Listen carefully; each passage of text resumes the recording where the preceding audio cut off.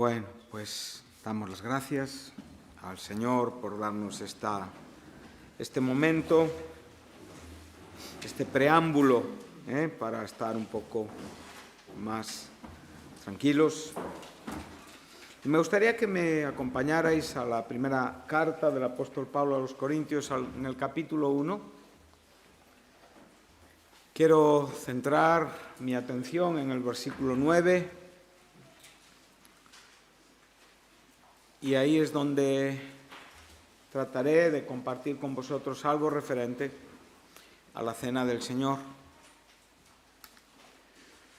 Como hemos dicho otras veces, otras reuniones en las que hemos partido el pan, hemos celebrado esta ordenanza, siempre es importante recordar que tenemos dos ordenanzas en el Nuevo Testamento para aquellos que por primera vez puedan estar en una Santa Cena, que el Señor Jesús nos dejó y las cuales debemos de cumplir. Son el bautismo en agua y la celebración de la Cena del Señor, Santa Cena o el partimiento del pan. Son el cumplimiento de dos ordenanzas vetertestamentarias, o sea, dan el sentido espiritual a lo que los tipos en el Antiguo Testamento ya nos enseñan. Son los equivalentes, evidentemente, a la circuncisión, que es el equivalente al bautismo, y la Pascua, que es el equivalente a la Santa Cena. Entendemos que, como tales, son imperfectos porque son sombras, pero eso no significa que no carezcan de un significado espiritual. Eso no significa que no tengan un contenido espiritual. Eso no significa que no nos enseñen nada porque ya el cumplimiento perfecto de las cosas ya haya sucedido. Sería una necedad por nuestra parte pensar así. Cuando estudiamos la Pascua, cuando podemos ver los detalles pascuales de esta fiesta ordenada por Dios a Moisés, podemos ver muchas cosas de lo que es la muerte de Cristo, nuestra conversión, nuestra liberación del pecado y evidentemente podemos ver lo que es esta celebración que en esta noche vamos a hacer. Entonces, en este sentido, sabemos que estamos cumpliendo con aquello que el Señor Jesús nos ordenó. O sea, no podemos en esto tener una idea un poco equivocada. No hacerlo es desobedecer. No tiene otro nombre. La Iglesia tiene que celebrar la Cena del Señor. Los cristianos tienen que celebrar la Cena del Señor con una frecuencia correcta y adecuada, como la primera Iglesia lo hacía. Es curioso que al principio lo hacían todos los días, después lo hacían cada domingo, que era el primer día de la semana. Entonces podemos ver que en esa variación de frecuencia nosotros también podemos acogernos a decir, bueno, pues queremos hacerla pues cada mes mínimo una vez. Descuidarla o no hacerla nos lleva a tener una responsabilidad delante de Dios. Y una responsabilidad con una connotación de desobediencia. Por lo tanto, esto le da, como digo, una seriedad, le da una importancia a lo que estamos haciendo aquí en esta tarde, ¿no?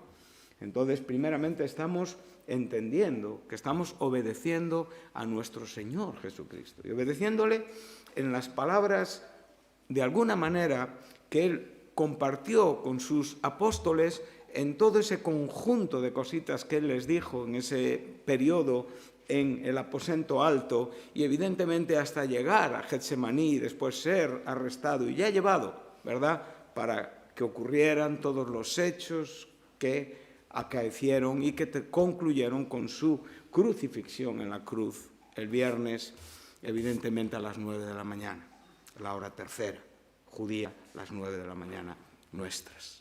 Entonces, esta celebración Jesús la instauró el día anterior. Cenaron la cena pascual, aunque como digo, a veces hay mucha curiosidad y muchos detalles en cuanto a todo lo que son los evangelios sinópticos, con el Evangelio de Juan, con las propias palabras del apóstol Pablo, pero entendemos que, como bien dice el apóstol, la noche que fue entregado, eso nos da un cuadro, un marco, una idea cronológica del momento en el que el Señor Jesús cenó con sus discípulos e introdujo el pan y el vino como esos elementos novedosos que en la Pascua se incluían en esa tercera copa. Sabemos que hay 4 copas en el Jalel, esos salmos que se encuentran entre el 113 y el 118, y sabemos que Jesús en esa tercera copa es cuando Él introduce un elemento nuevo, que es el pan y el vino. Esto lo hemos hablado otras veces, esto muchos ya lo sabéis, ¿verdad? Entonces, en este sentido, Jesús sabemos que ese es el momento, la noche que fue entregado. Entonces es las horas anteriores, la noche anterior a ser crucificado. O sea, las horas posteriores después de lo que fue la Santa Cena fueron momentos que ya desencadenaron todo el propósito que Dios tenía para con su Hijo, llevándolo a la cruz en el viernes. Muchas cosas son perfectamente coincidentes, nuestro 14 de Nisan en el hebreo, con todo lo que tiene que ver con el jueves, con el viernes, pero no es ahora el momento de entrar en todos estos detalles, los hemos hablado otras veces, ¿verdad?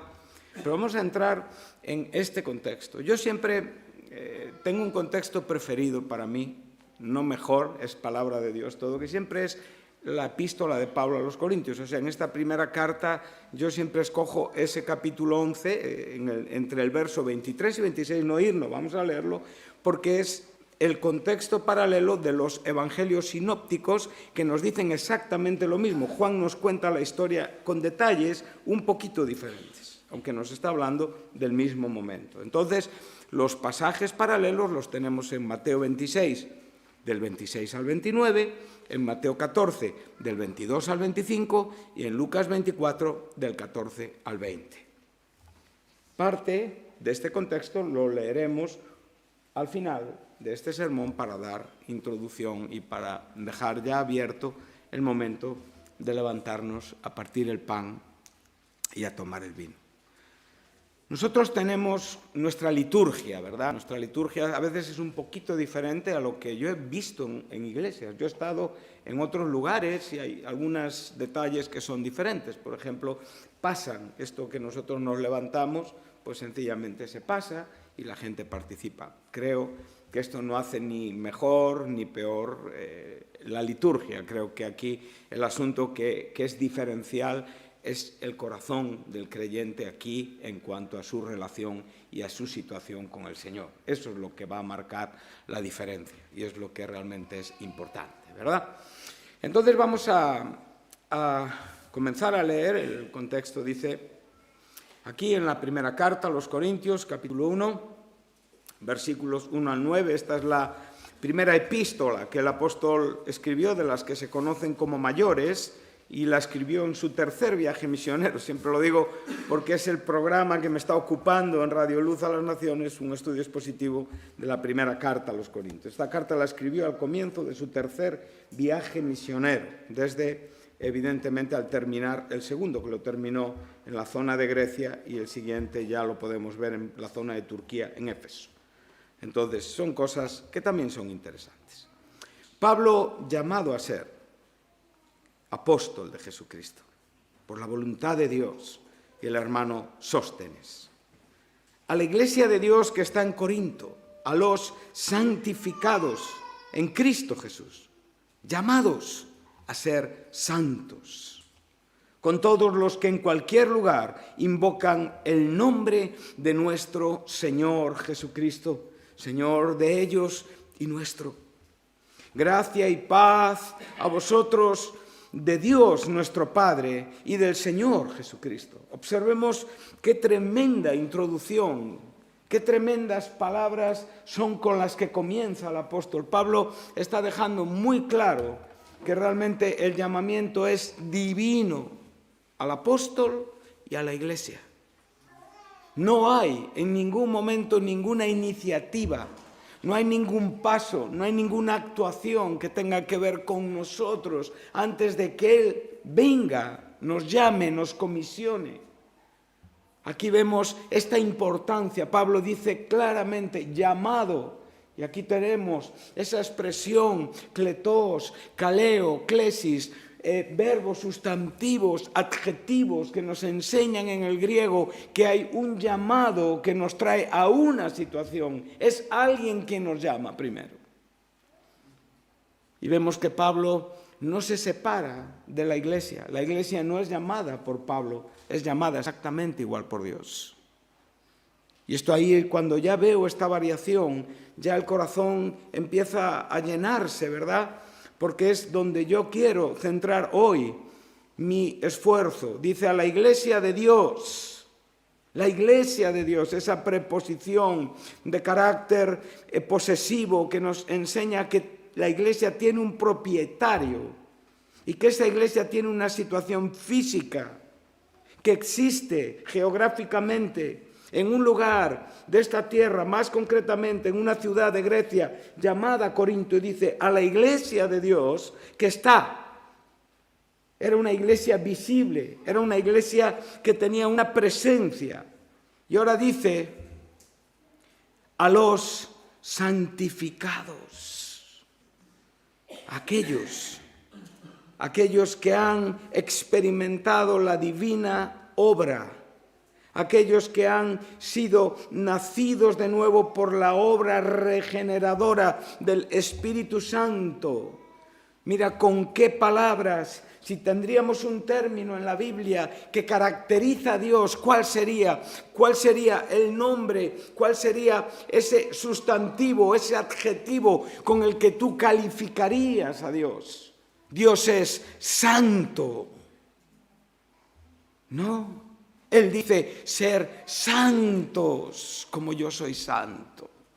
Dios no puede hacer una obra inferior a aquello que es su propia naturaleza. No puede haber alguien que diga soy cristiano que no tenga esta naturaleza manifestada y claramente evidenciada en él. Por eso yo en esta tarde digo, por favor, asegúrate que eres alguien que ha sido regenerado, que estás convencido de la obra de Dios en tu vida, que estás convencido de tu nuevo nacimiento, que has sido santificado, que has sido llamado a ser santo. Por eso has sido santificado, para poder tener el producto que no puede ser de otra naturaleza que el propio autor, que es santo. Entonces, cuando nosotros podemos ver esto, cuando podemos contemplar esta verdad, nos damos cuenta de que la iglesia tiene una distinción, tiene una calidad, tiene una condición preciosa, maravillosa, y que es una iglesia que se distingue, no solamente aquella que estaba en Corinto, sino la que hoy está aquí en La Coruña. Es lo que está diciendo el apóstol Pablo.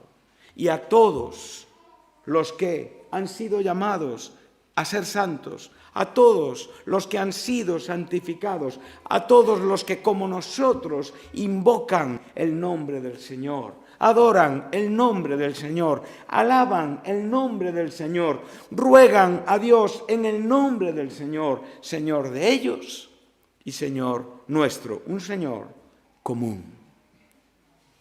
No hay más señores en la iglesia. Entonces, en este momento ya tenemos que pensar en la idea colectiva, la cual muchas veces no está en nuestra experiencia. El desequilibrio en esta tarde puede venir porque tú te centres únicamente en cómo tú estás con el Señor, lo cual puede enseñarte que no estás como debes. Sino que por comprender cómo estás, comprendes quién eres en la iglesia. No puedes separar esto.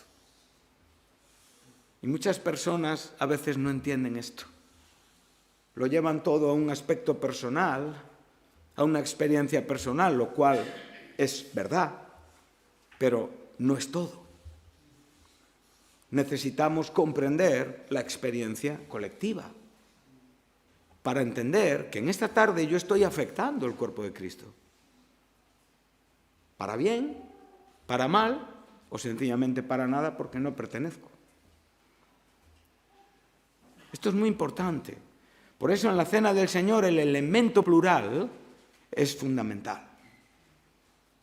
No solamente la teología, no solamente el asunto que lleva a mi corazón a entender la cruz, el sacrificio de la cruz, lo que Cristo hizo, el significado de la sangre, el significado del pan, ese cuerpo, esa sangre derramada que fundamenta el nuevo pacto, un pacto absolutamente incondicional, unilateral, un pacto establecido por Dios con un beneficio para todos aquellos que por gracia mediante fe se acercan al Señor. Sí, esto es fundamental. Debemos de tener una comprensión, debemos de tener un entendimiento más allá de una teología personal. Porque mucha gente no disfruta de su cristianismo porque no entiende el aspecto colectivo. Está centrado en él mismo únicamente, en su ánimo, en su desánimo, en sus cosas, en lo que hace, en lo que no hace, en si me quieren, no me quieren, si me consideran, no me consideran, en mis retos, mí. ¿Y sabéis quién es mí, verdad? Ese era E.T., ese marcianito de la película que siempre decía mi casa, mi teléfono, mi todo. Es la Iglesia. Y desde esa idea tú puedes decir aquello que es correcto. Pero la Iglesia no es posesión de nadie. La Iglesia tiene un dueño y es el Señor. Solo un dueño. Amén. Pero hay ministerios dados por el Señor a la Iglesia, que el dueño de la Iglesia los ha dado para respetar, para considerar, para ser beneficiados. Entonces, esta idea colectiva ya nos introduce con un elemento diferencial que nos da un beneficio de comprensión. Ahora dice el verso 4.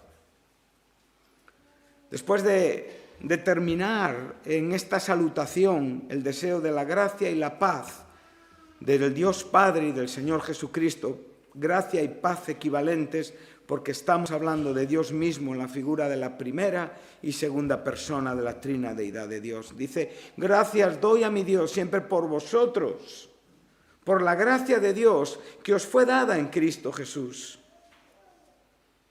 Y ahora te dice, porque en todas las cosas fuisteis enriquecidos en Él, en toda palabra y en toda ciencia. Bueno, muchas veces las personas creen que aquí únicamente se está hablando de asuntos relativos con la Biblia o de comprensión espiritual. Esto es parte de la gracia que habían recibido, pero la gracia que hemos recibido también es la ropa que llevamos puesta. También son los 20 euros que tienes en tu bolsillo. También es la comida que has comido hoy al mediodía. También es la cena que vas a cenar. También es la cama donde vas a dormir. Son los muebles que tienes en tu casa. Son el coche que vas a encender en un momento. Eso forma parte de esta gracia recibida y de estos dones que Dios ha dado a la Iglesia. Muchas veces pensamos que aquí Pablo se está refiriendo únicamente a un enriquecimiento de carácter espiritual. Sí, claro, pero también hay más. Muchas personas hoy están muy preocupadas con lo que pasa en el mundo. En el mundo va a pasar lo que tiene que pasar. Y para cuando Pablo escribió muchas de sus cartas, los cristianos estaban siendo desposeídos de todas sus pertenencias. Estaban llevados a la más absoluta pobreza, desprecio, pero sin embargo comían, bebían y se vestían, porque Dios cuida de sus hijos. Creo que hoy tenemos, como digo, una idea demasiado materialista y demasiado occidentalizada, lo cual en el mundo occidental está trayendo relación, bienestar con bendición. Y esto no es así. Estos corintios los había ricos y los había pobres. De hecho, en el propio contexto de la Santa Cena les enseña que hay pobres y hay ricos, ¿verdad? Pero todos eran santificados. Entonces, como digo, esa idea colectiva de las cosas hace que tu agradecimiento a Dios afecte a otros. Afecte a tu mujer, afecte a tus hijos, afecte a tu esposo, a tus hermanos. Todo lo contrario, lo único que hace es ser un desgarro. Por eso no tenemos esa situación a veces óptima para poder disfrutar de las bendiciones del Señor. porque lo reducimos todo a una idea muy personal de las cosas. Y sí, y desde lo personal compartimos. Y todos hablamos, decimos, pero aquí no hay un asunto, aquí hay un asunto colectivo, donde todos entienden un principio fundamental de gracia en la experiencia personal y en el desarrollo afectivo colectivamente hablando. Amén. Qué bueno, ¿verdad? Dice, así como, dice el verso 6, el testimonio acerca de Cristo ha sido confirmado en vosotros. Y ahora dice el verso 7, de tal manera que nada os falta en ningún don. O sea, no solamente las bendiciones de la palabra y de la ciencia, sino las bendiciones de todo lo que ellos necesitaban. Este versículo da fuerza a esta idea que estamos presentando, que estamos compartiendo. Pero piensa en el verso 6, el testimonio acerca de Cristo. ¿Qué es el testimonio de Cristo? ¿Qué es aquí el testimonio de Cristo? Es el Evangelio. Es la realidad, la veracidad, el poder del Evangelio, el poder transformador del Espíritu, aquel que no se fundamenta sobre situaciones, actuaciones de carácter carismático, hombres más capaces. No, se fundamenta únicamente en el poder de Dios para que la fe sea fe bíblica y cristiana. Entonces, este testimonio fue confirmado muchas veces. En aquellos que no son creyentes, este testimonio nunca es confirmado. Se mueven en la iglesia, se mueven entre nosotros, oran a veces, levantan las manos, se dirigen a Dios, pero no tienen la vida del Espíritu. Esto es muy importante y nos tiene que preocupar mucho, porque para eso estamos aquí, para comunicar el testimonio de Cristo a través de la propia confirmación en nuestra experiencia. Esperando la manifestación de nuestro Señor Jesucristo. O sea, esto nos lleva al momento escatológico final de la aparición de Cristo, la revelación de Cristo. Dice el verso 8, el cual también os confirmará hasta el fin, o sea, en el proceso desde la conversión hasta este momento, para que seamos irreprensibles en el día de nuestro Señor Jesucristo. Otra vez tenemos la manifestación de nuestro Señor Jesucristo y tenemos el día de nuestro Señor Jesucristo, ¿verdad? Aunque tiene algunas connotaciones un poquito diferentes, pero están hablándonos de un momento similar o igual. Entonces, esta condición es la que tenemos. Y ahora, el verso 9 es el que yo quiero llegar, donde nos dice, fiel es Dios. O sea, es el resumen a esta salutación. Son las palabras anteriores a la exhortación a la iglesia. Fíjate qué paradoja, ¿verdad? No es una coincidencia, es una obra de la inspiración. Dios quería que dejara esta joya antes de empezar a hablar de las divisiones. Y les dice, fiel es Dios. No se puede solucionar nada si primeramente no se tiene una idea correcta de la fidelidad de Dios. Y que esa fidelidad de Dios nos lleva en una dirección. ¿Cuál es la dirección? La iglesia. Reunirnos en la iglesia.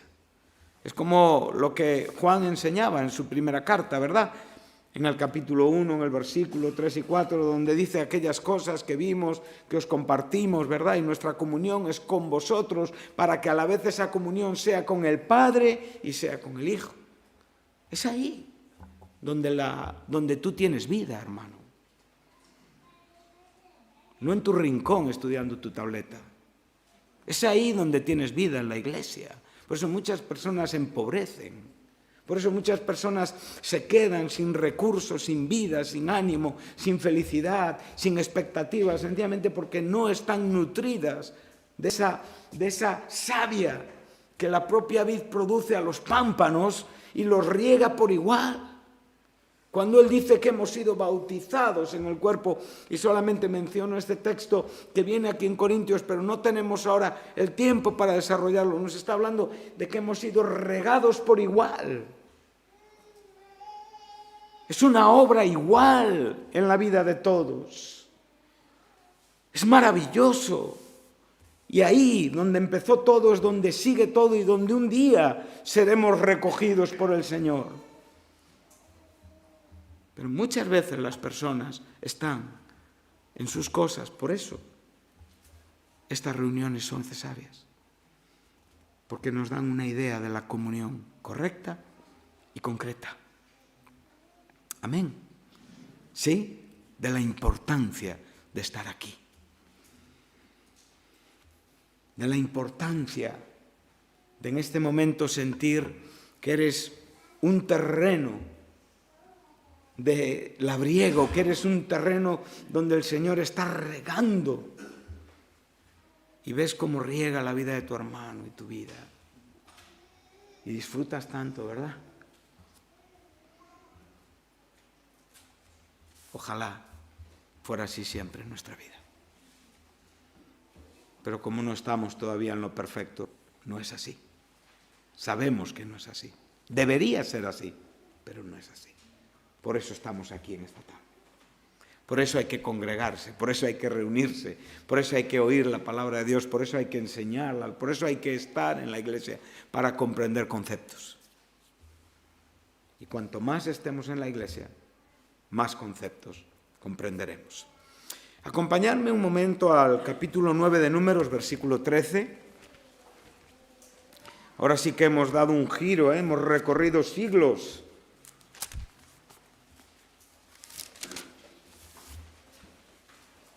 Y ahora ya estamos entrando en detalles finales.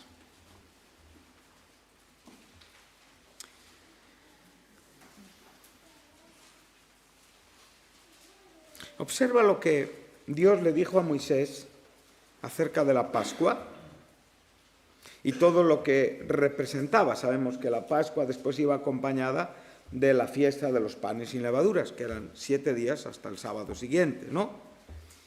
Entonces, ahora observa lo que le está diciendo el Señor a Moisés.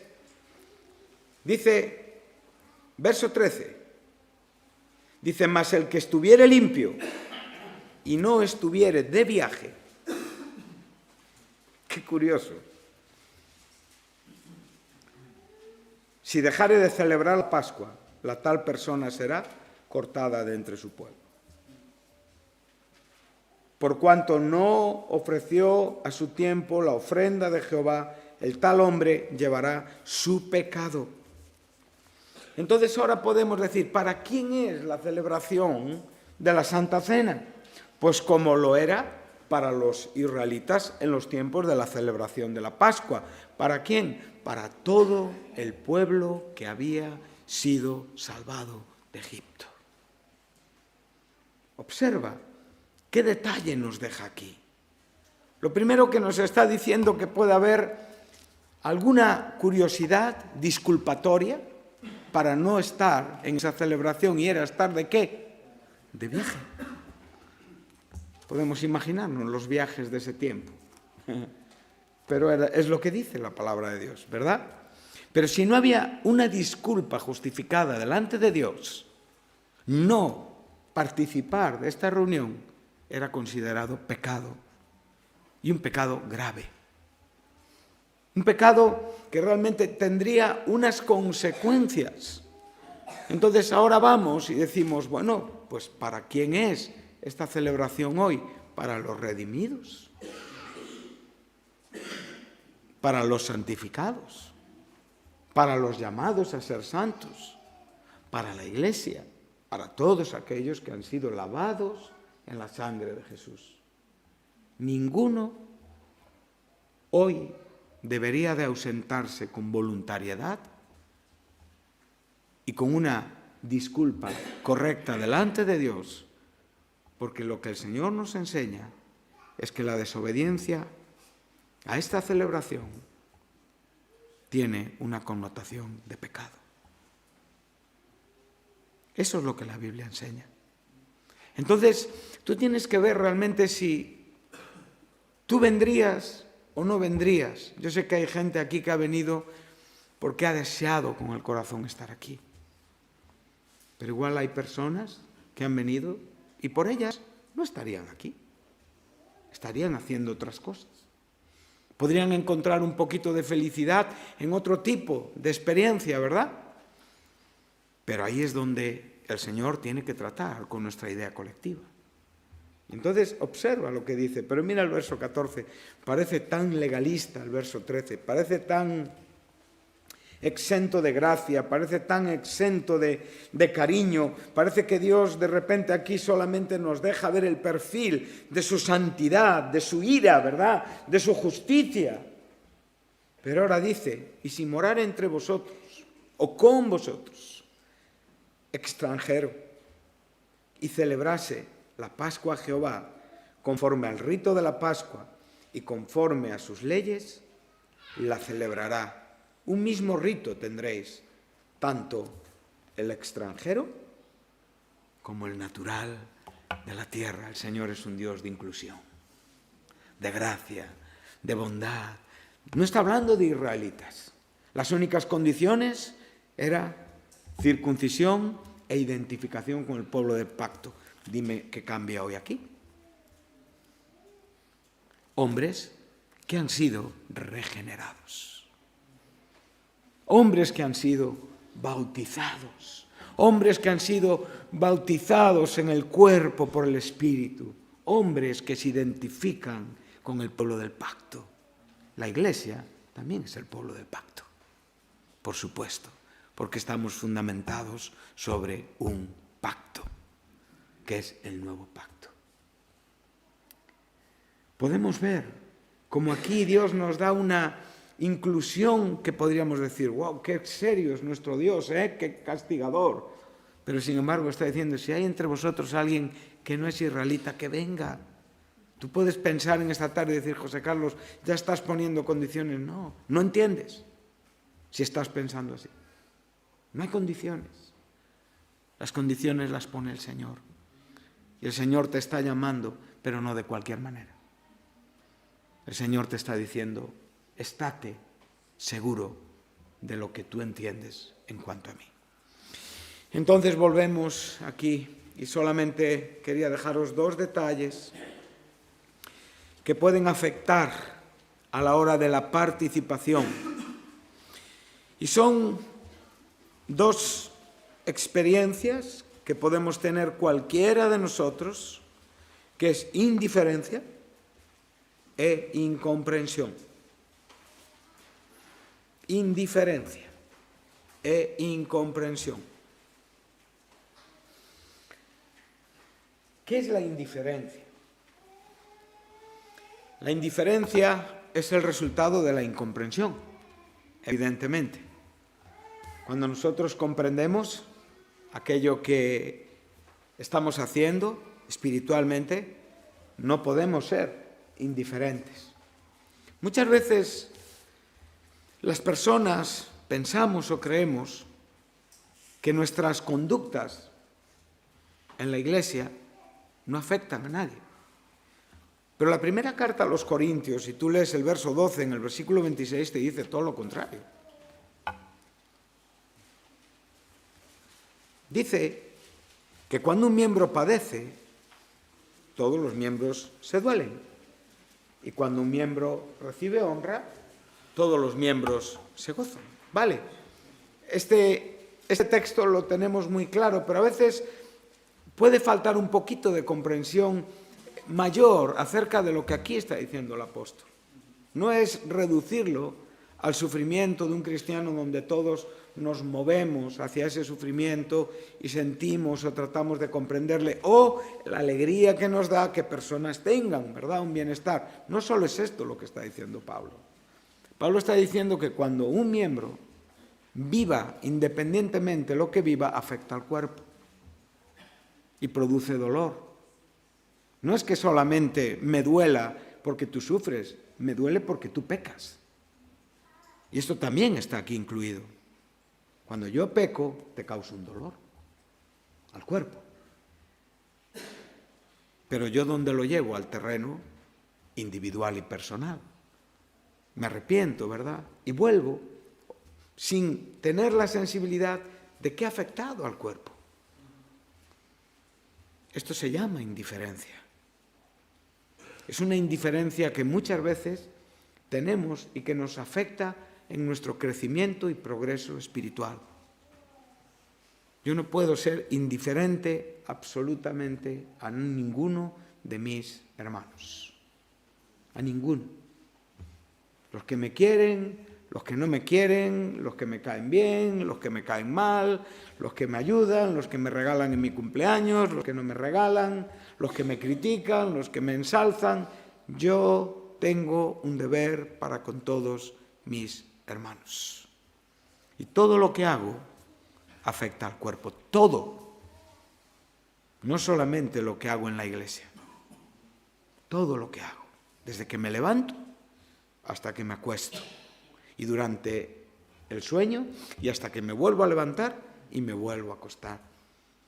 Todo lo que hago afecta al cuerpo. Cuando un miembro se duele, todos se duelen.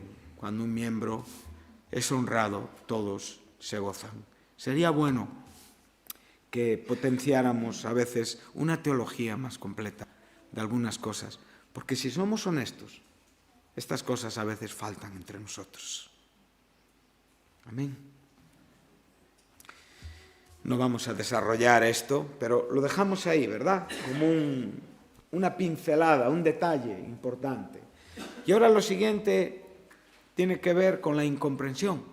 Y aquí voy a tomar unos minutos, ¿verdad? Cuando nosotros tenemos comunión con Cristo, cuando estamos cumpliendo con esta ordenanza, cuando estamos participando del pan, cuando estamos bebiendo el vino nosotros, espiritualmente estamos teniendo una experiencia. No es que eso se transforme en nada, no es que eso tenga en sí mismo ningún poder, es lo que yo vivo en mi corazón delante de Dios. Lo que significa para mí lo que yo estoy haciendo. El recordatorio que estoy obedeciendo y que estoy cumpliendo. Entonces aquí es donde no se admiten obras. No hemos venido aquí a mejorar. Si tú has estado viendo pornografía esta mañana, no has venido aquí a solucionar esto. Esta no es una reunión para esto. Si has estado criticando, si has estado actuando no pienses que una Santa Cena es una reunión para mejorar. No tiene ese carácter. La Santa Cena nos recuerda que nosotros entramos a la misma presencia de Dios a través de la fe en la sangre de Jesucristo y por un mismo Espíritu. Cuando el sacerdote entraba al lugar santo y quemaba el incienso, no había ni una mínima conciencia de pecado. Porque si hubiera una mínima conciencia de pecado, sería absolutamente destruido. Ahora tú y yo tenemos que comprender lo que significa ser justos por la fe. Y en esta tarde tú estás entrando a la misma presencia de Dios sin dudas. Si tienes dudas, entonces no te levantes. Tú tienes que creer. Escúchame en esta tarde, creer que en ti no hay un solo pecado imputable en este momento. Porque si no, no puedes entrar en la presencia de Dios. Esto es totalmente contrario a lo que enseña la Biblia. Pero muchas personas, como digo, en su religión actúan. Yo ponía 3 frases. No venimos aquí para estar mejor con el Señor. No venimos aquí para obtener un perdón de pecados. No venimos aquí para estar más seguros o conscientes de Dios, ni para ser más aceptados por parte de Dios. Estos son obras humanas. Esto no es gracia. Esto es obra humana, pensamiento humano, que suena bien, que aparentemente es un adornito interesante, pero que fundamentalmente es absolutamente inaceptable. Cuando el Señor habló a Moisés, en el capítulo 20 de Éxodo, versículo 26, podemos leerlo y ya acabamos. El Señor le dijo que cuando hicieran un altar,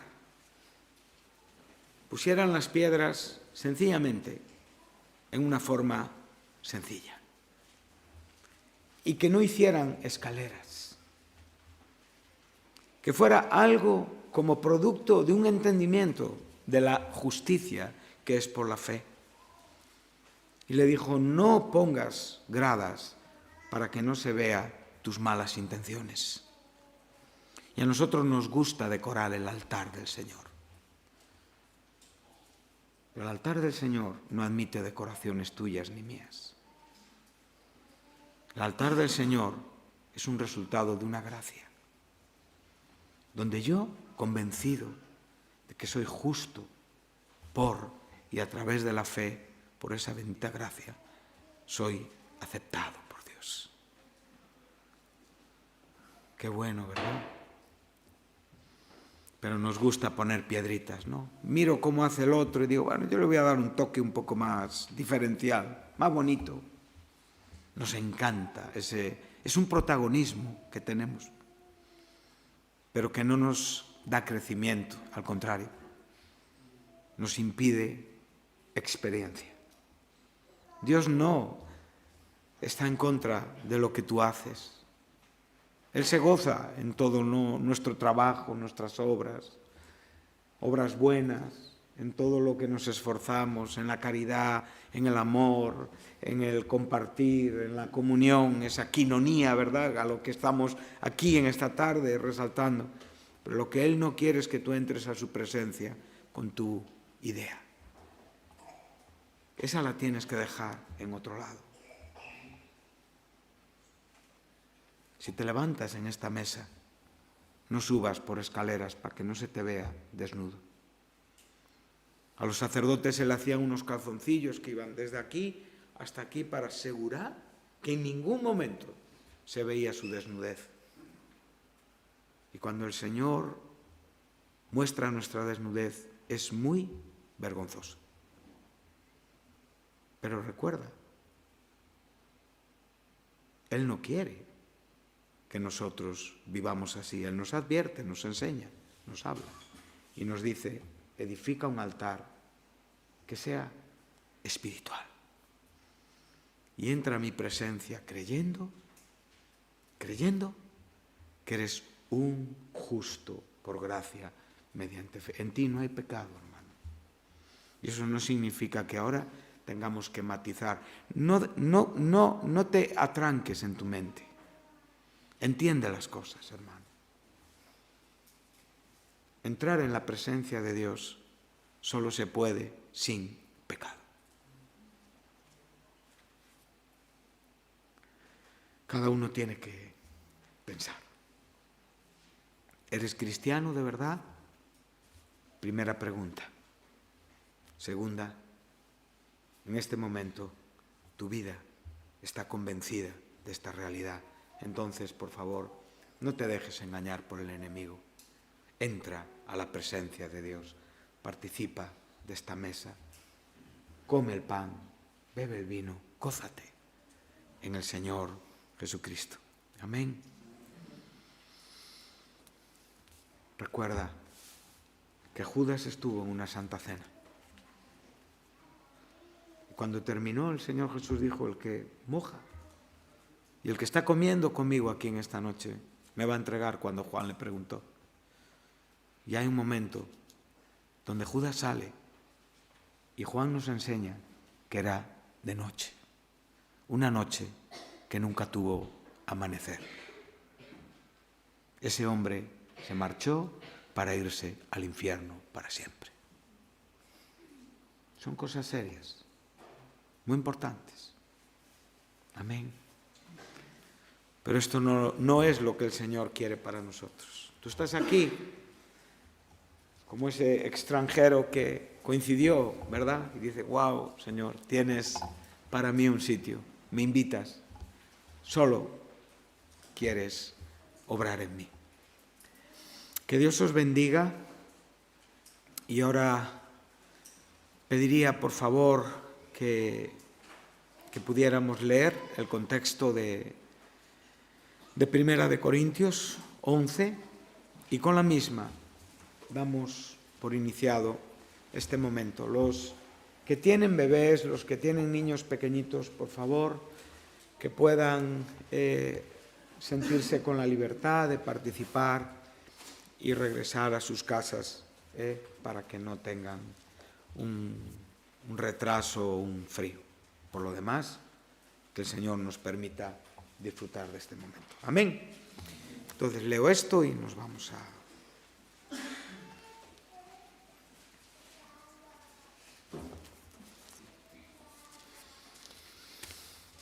Porque yo recibí del Señor lo que también os he enseñado.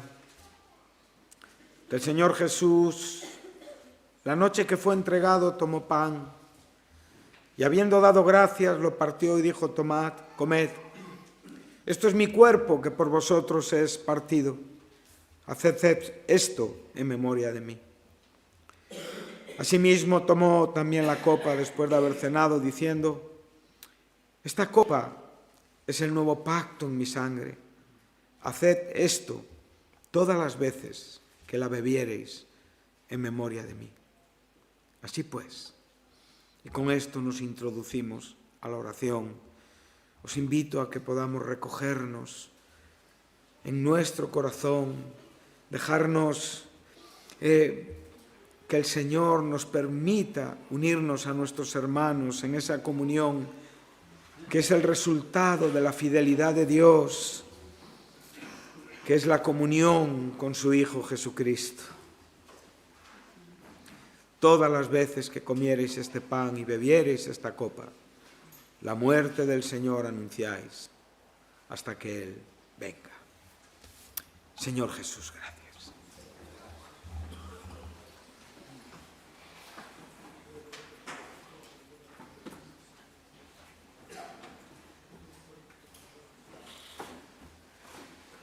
Cuánta gracia, cuánta bondad, cuánta misericordia, Señor. Obra en tu iglesia, Señor. Obra en nuestros corazones, Jesús.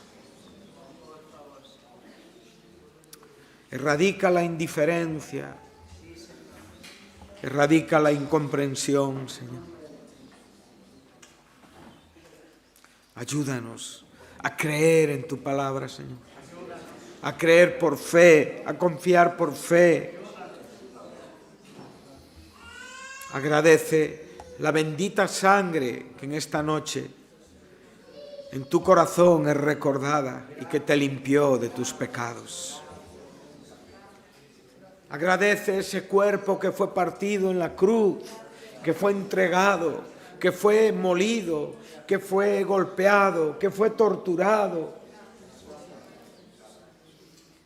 que sangró, que sufrió física y espiritualmente.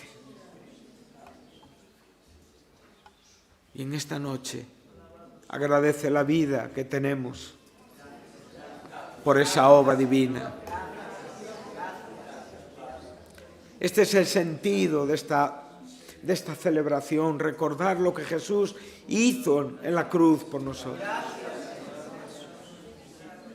Gozarnos en su sangre, alegrarnos, regocijarnos. Los hijos de Dios aquí en esta noche se alegran en su Señor, se alegran en su Dios. Están seguros, tienen una fe eterna, una fe profunda. Oh Señor, tú puedes hacer tantas cosas aún en medio de aquellas circunstancias que ni buscan hacer lo que debemos. Derrama tu presencia, Señor. Derrama tu Espíritu Santo. Llénanos del gozo de la salvación y bendice la vida de cada familia, de cada grupo, de cada hermano, de cada hermana. En el nombre precioso de Jesús. Amén.